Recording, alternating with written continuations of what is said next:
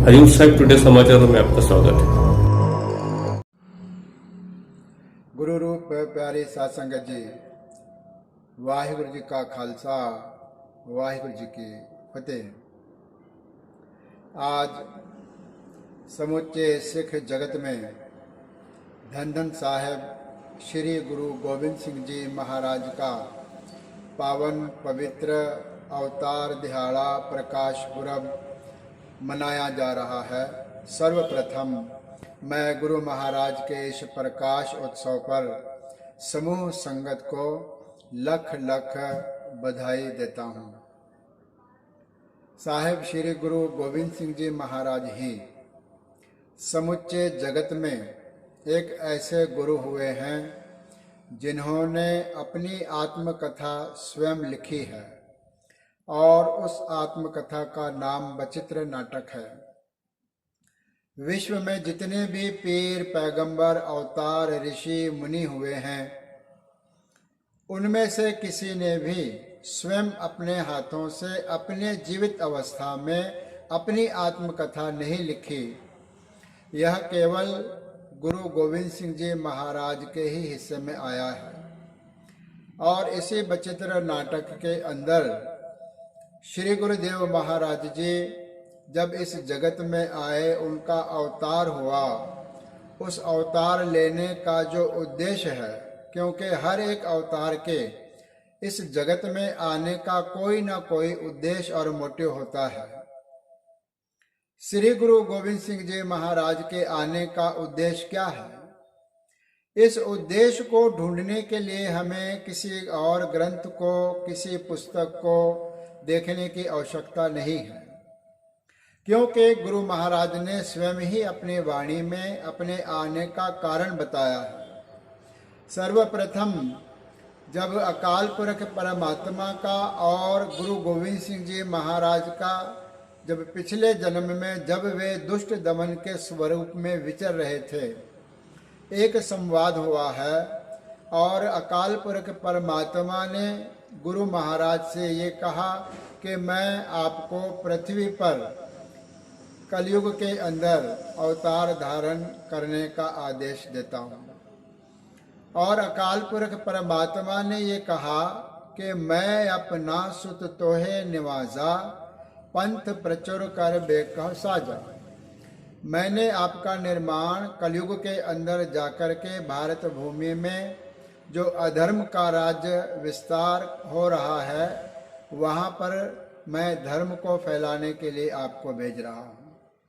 गुरुदेव महाराज जी ने अपने आने का उद्देश्य जो बतलाया, उसमें 3 मुख्य कारण हैं। कारण बहुत है, लेकिन जो मुख्य कारण है वह 3 है। जिस कारण को गुरुदेव महाराज जी अपनी वाणी में स्पष्ट करके कहते हैं, हम एह काज जगत मो आए, धर्म हेत गुरुदेव पठाए। धर्म की रक्षा के लिए मुझे मेरे गुरुदेव अर्थात परमात्मा ने इस जगत में भेजा है। याही काज धरा हम जन्मंग, समझ लेहो साधु सब मनमंग।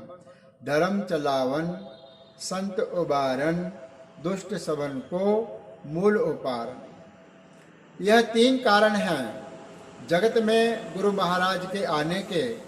उस 3 कारणों में से सबसे पहला है धर्म चलावन। जो धर्म का चक्र रुक गया था, मैं उस चक्र को पुनर्जीवित करने के लिए इस संसार में आया हूँ। जो धर्म का चक्र बिल्कुल रुक गया था, अधर्म का प्रवर्तन हो रहा था, तो मैं ये धर्म के चक्र को, धर्म की स्थापना करने के लिए इस जगत में आया हूँ। दूसरा कारण उन्होंने बताया संत उबारन।